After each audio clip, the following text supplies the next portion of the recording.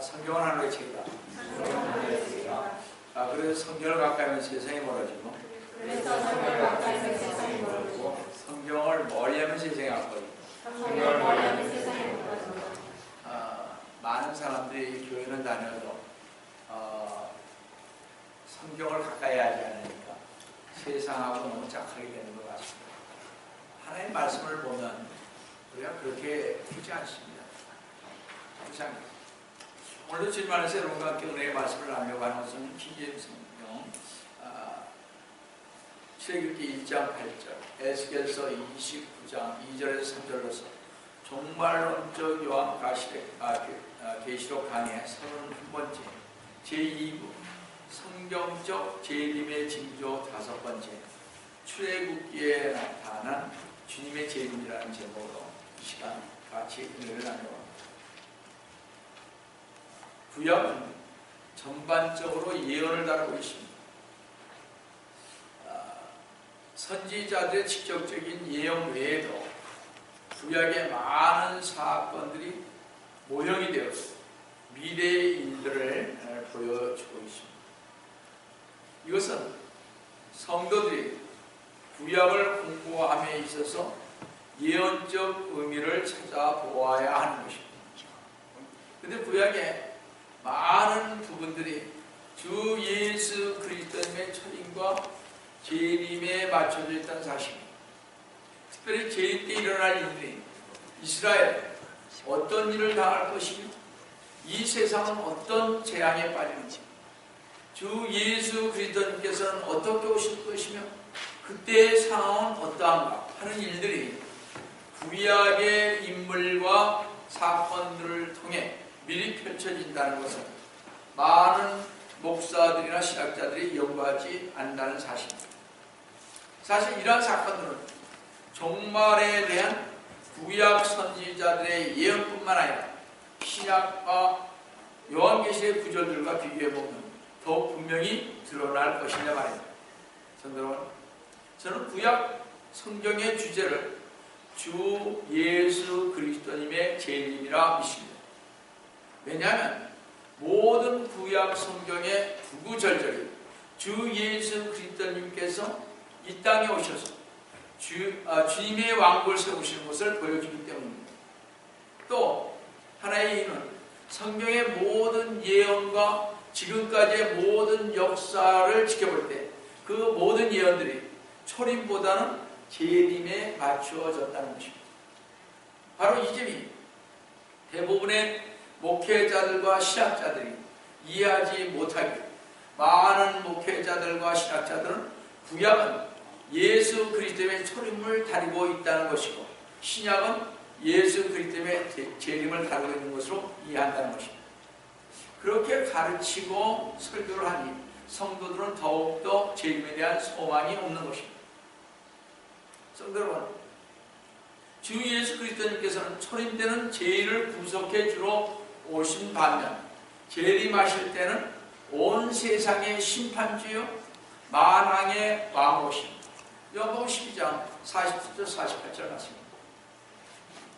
따라서 구약성경 죄인의 구주 되시는 예수 그리스도님의 초림보다 예수 그리스도님께서는 자신의 왕국의 왕으로 오시는 재림을 훨씬 더 많이 제시하고 있으며 강조하고 있음을 보게 됩니다. 구약성경은 죄인의 구주 되시는 예수 그리스도님의 탄생과 고난과 죽으심도 기록되었지만 더 많은 부분에 있어서 이스라엘이 겪는 대환란이라든지 예레미야 30장 7절 이방 민족들이 하나님의 백성 이스라엘을 대적하는 모습과 모든 이방 민족들을 무너뜨리고 세우시는 예수 그리스도님의 왕국 시편 2장 9절과 다니엘서 2장 44절까지 또 아마겟돈 전쟁 요엘서 2장은 아마겟돈 전쟁에 대해서 자세히 얘기하고 있습니다. 제가 다음에 설교하겠습니다. 의의 태양으로 오시는 예수 그리스도님 말라기 4장입니다. 재림의 행일 이사야 11장 16절 천년 왕국 성전 이것도 제가 에스겔 4장에 46장 천년왕국 제4성전이 어떻게 세워지는지, 예수님께서 어떻게 제4성전에서 앉아서 천년 동안 다실 것인지 자세히 말씀드리겠습니다. 천년왕국 때 자연회복, 이사야 11장에 나온 말씀드리죠.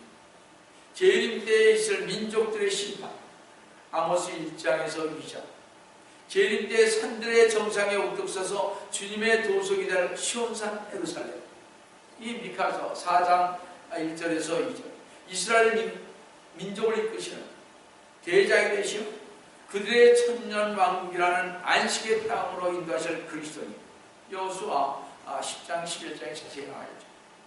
환란 때 유대인들은 어떻게 해야 하는가, 그리고 이스라엘 민족적인 죄를 용서하시고 새 언약을 이스라엘과 맺으신다는 건 에레미야 31장 33절 34절 다음에 설교하겠습니다.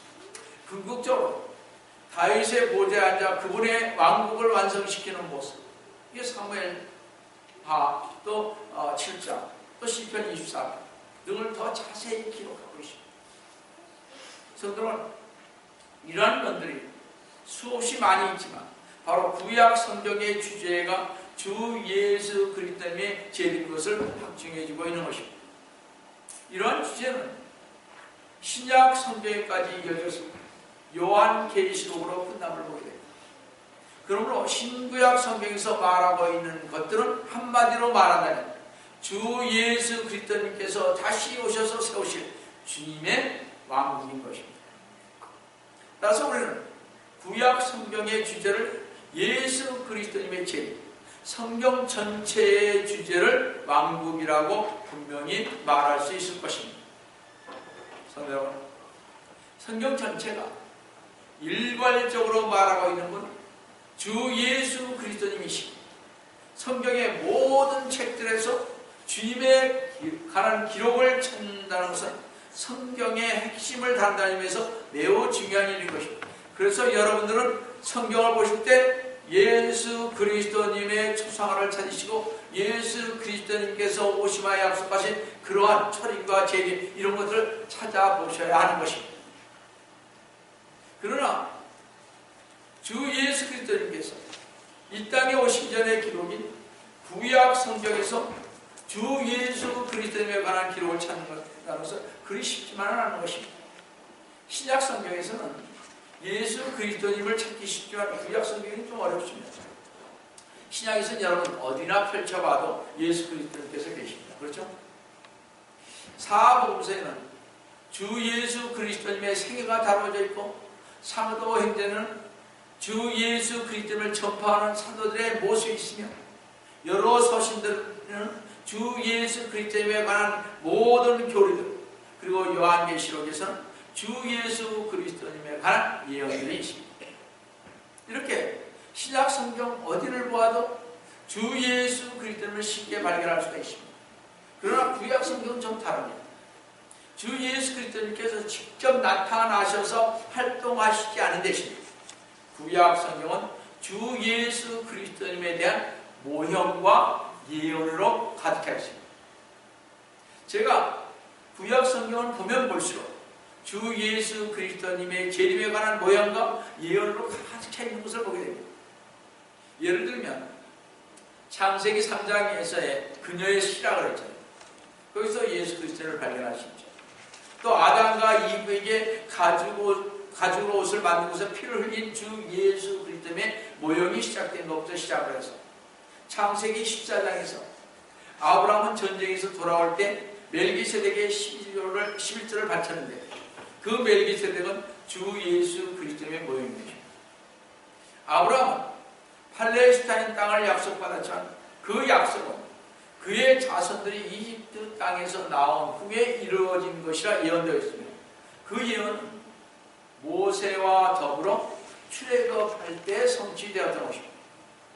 그러나 이러한 성취 또한 앞으로 있을 더 큰 사건, 즉 예수 그리스도님께서 재림하실 때 주님의 백성이 안식에 들어가는 사건에 대한 모형인 것입니다. 이 출애굽.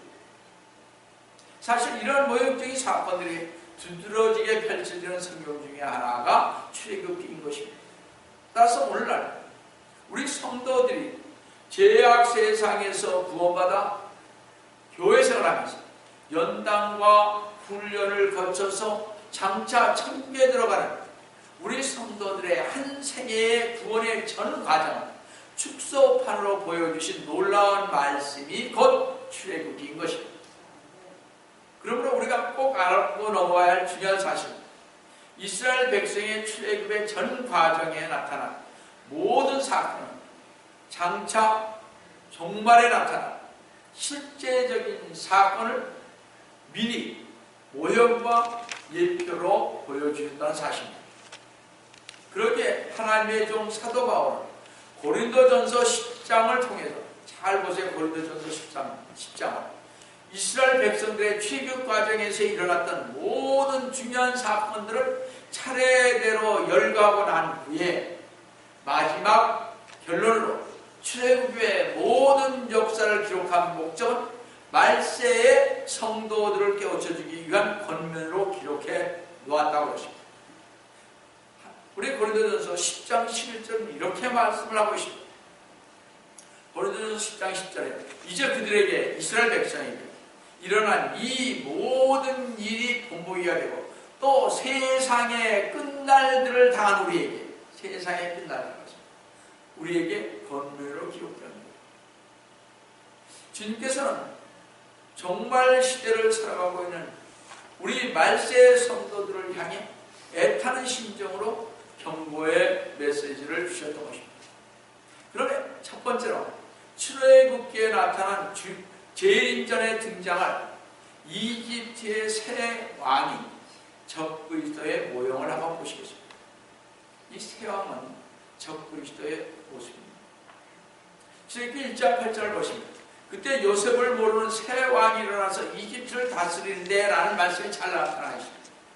여기 요셉을 모르는 새 왕은 과거 요셉이 이집트의 총리로 있을 때 요셉을 통한 하나님의 지혜로운 정책으로 말미암아 그 당시 모든 이집트 백성들이 무서운 7년 대환란 가운데, 대흉축년 가운데 무사히 살아남을 수가 있었습니다.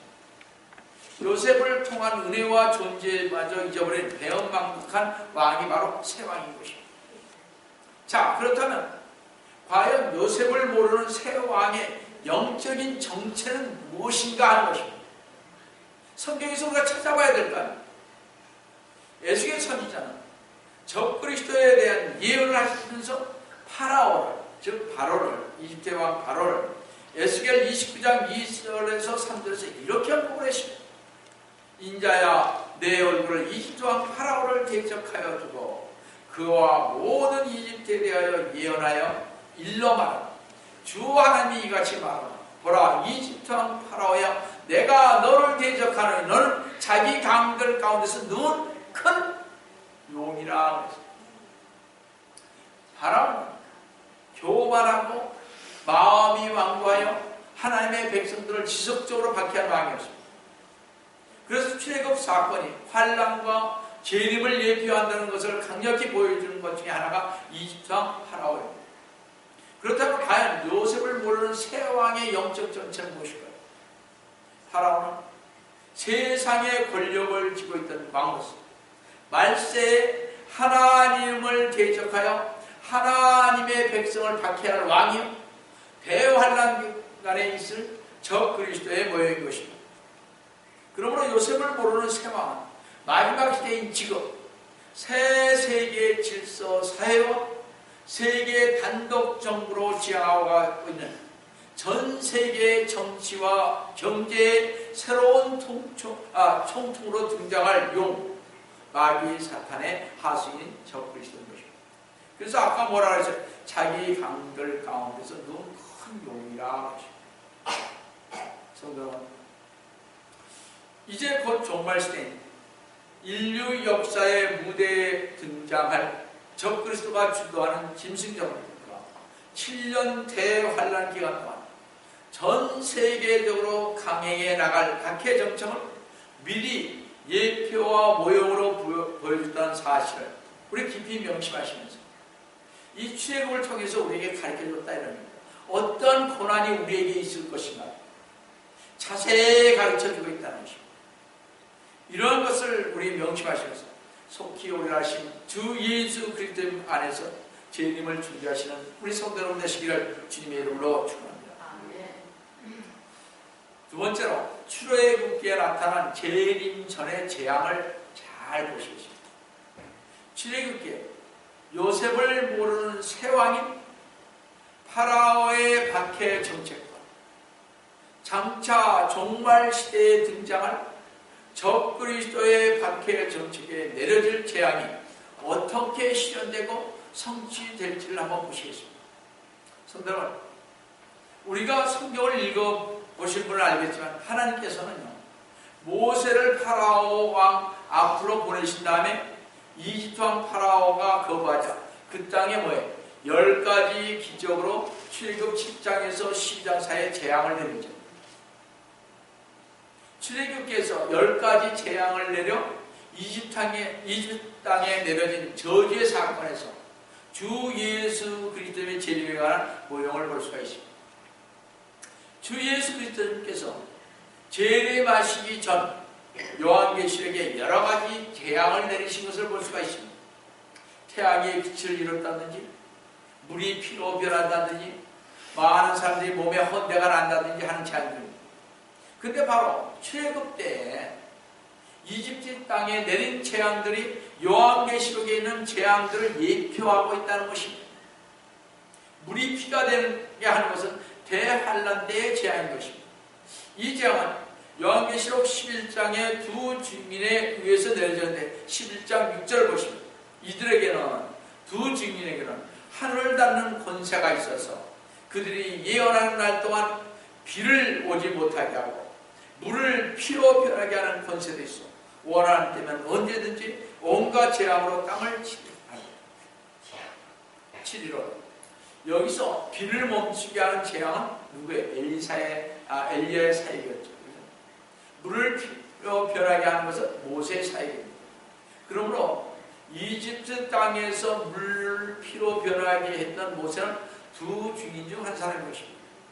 따라서 요한계시록에서 두 증인들이 엘리야와 모세가 적그리스도 앞에서 증거한 것처럼 모세도 적그리스도의 모형인 이집트 왕 파라오 앞에서 증거했습니다.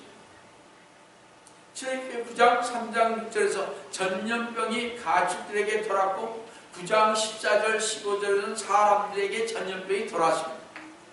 이 모형적 사건에 따라 대환란 때에도 질병이 나돌았던 것입니다.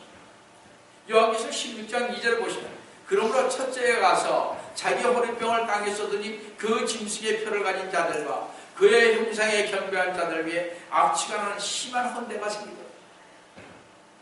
짐승의 표를 받은 사람들의 몸에 피부병이 생기듯이 파라오에게 속한 모든 사람들의 몸에 피부병이 생겼던 것입니다. 출애굽기 9장 9절을 보십니다. 또 출애굽기 9장 23절에는 이집트 땅에 우박이 내렸는데 천둥과 함께 내렸고 불까지 내렸으며 출애굽기 10장 21절 23절에는 그 땅에 어둠이 있었다고 하십니다. 이것은 재림 때에 있을 무서운 광경인 것입니다. 요한계시록 8장 12절에는 넷째 천사의 나팔로 인해 천체 3분의 1이 어두워지고 그랬습니다. 또 11장 13절에는 지진이 일어납니다. 요한계시록 16장 8절에는 넷째 천사의 호리병으로 인해 태양불이 사람을 태웁니다. 16장 10절에서는 다섯째 천사의 호리병으로 인해 흑암이 생깁니다. 어두워지는 것입니다. 계시록 16장 18절에서는 일곱째 천사의 호리병을 쏟아보니 천둥과 번개와 큰 지진이 생기며 21절에는 무게가 한 달란트나 되는 큰 우박이 하늘에서 떨어집니다. 여기에 큰 달란트나 되는 우박이 어느 정도인지 아세요? 이만한 거. 이게 하늘에서 떨어진다고 생각해보세요. 집 다 무너져요. 이런 시대고. 그러니까 여러분이 이런 시대를 거치지 않으시면 신의 재림을 소망하시면서 주님 오실 것을 기대하시면서 신앙 속에서 살으셔야 대환란을 거치지 아니하고 어디로 가면 휴거가 된 것입니다. 그래서 여러분들이 잘 주님 안에서 정말 은혜 가운데 주님의 오심을 기다리면서 가시는 여러분 되시길 바랍니다. 그래서 이 재림에 관해서 연속적으로 말씀드리는 것이니까 잘 보시고 신앙생활을 아름답게 하시길 바랍니다. 자, 이와 같이 출애굽기에 나온 재앙들은 대환란 때 일어날 사건들을 예표하며, 그러므로 출애굽기는 재림 전에 일어날 대환란 때의 예표인 것입니다. 세 번째로 출애굽기에 나타난 재림 전에 휴거의 모형이 되는 홍해 사건을 보시겠습니다. 하나님의 백성이 이집트에서 영광스럽게 탈출하여 홍해를 건너는 것을 시작합니다. 여러분 홍해 건너는 거 봤죠? 그죠? 영화에서. 이것은 참으로 영광의 탈출이라고 불릴만 합니다. 하나님께서는 아브라함에게 큰 민족을 약속하셨으나 그 약속은 출애굽 때에야 비로소 이루어졌습니다. 이스라엘 백성은 야곱과 더불어 이집트 땅으로 들어갈 때는 소수였습니다. 70명이었어요. 이집트에 들어가서 번성하기를 시작하였고, 요셉을 모르는 세상 밑에서 노예 생활을 하였지만 모세의 인도로 출애굽할 때는 그들은 단지 한 민족일 뿐만 아니라 하나의 거대한 군대가 되어났습니다. 그래서 출애굽기 12장 51절 말씀. 이제 이스라엘 백성은 지금까지 이방 민족에게 당했던 모든 고통과 소름에서 해방됐습니다. 요셉을 모르는 새로운 왕 파라오에게 박해를 받으며 노예 생활을 했던 상황에서 출애굽이라는 것은 하나님의 백성들에게 온갖 압박에서 해방을 가져오는 것이었으며, 자기들을 괴롭힐 어떤 이방 민족도 없이 오직 그들을 구원하신 하나님과 함께 구하는 것이요, 더 나아 하나님께서 그들에게 약속하신 약속의 땅으로 나아가는 것입니다.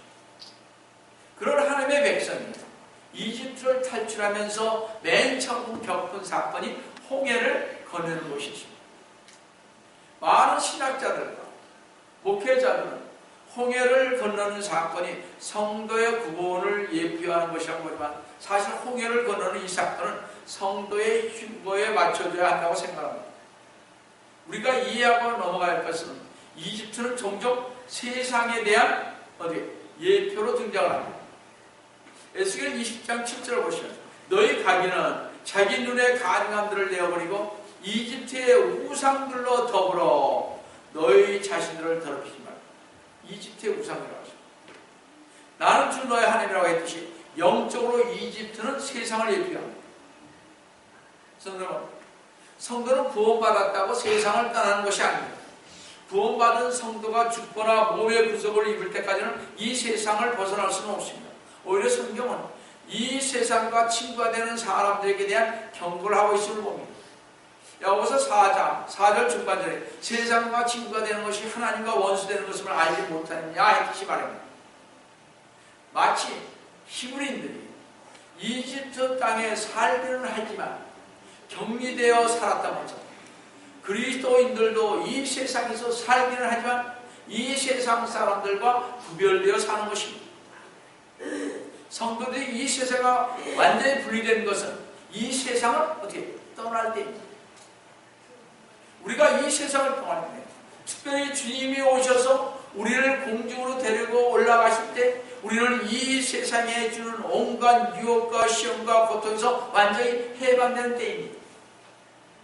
더 이상 우리는 괴롭힐 수가 없습니다. 어떤 것도 우리를 괴롭힐 수가 없습니다. 우리는 모든 속박에서 자유를 누리며 우리를 구속하신 주 예수 그리스도님과 함께 영원히 거하게 될 것입니다.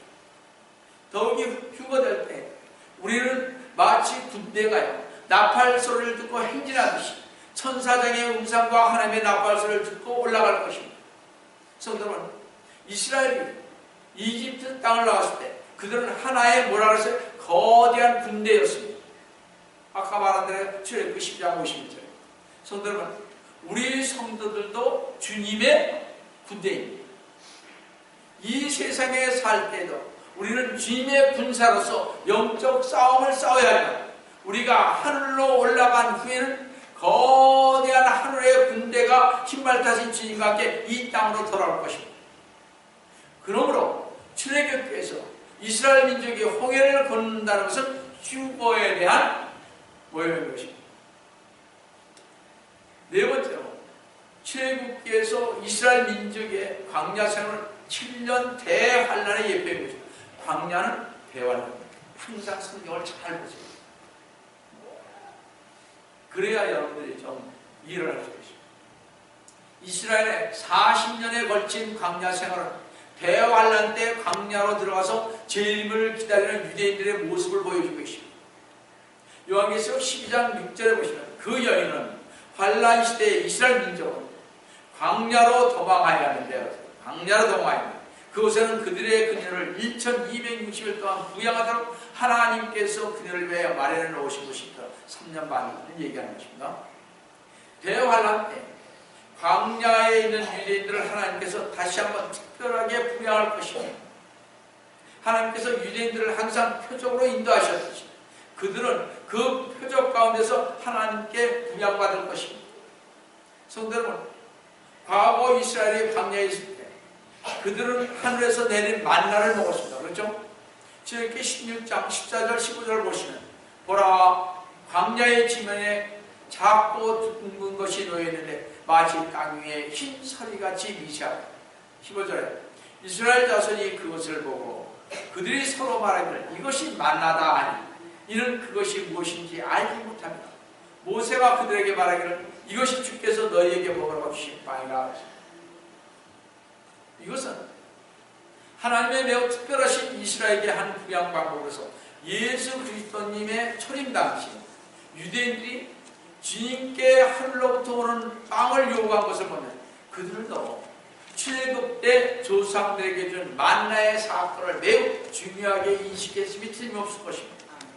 그러므로 그들이 주께 말씀드리기로 요한복음 6장 30절에서 31절에서 그러면 주께서 우리가 보고 주님을 믿는 무슨 표적을 보여주시나이까 무슨 일을 행하시겠나이까 했을 때 31절에 주께서 하늘로부터 그들에게 빵을 줘서 먹게 하셨도다 라고 기록된 바와 같이 우리 조상 광야에서 만나를 먹었나이다 이렇게 그들이 얘기를 했습니다.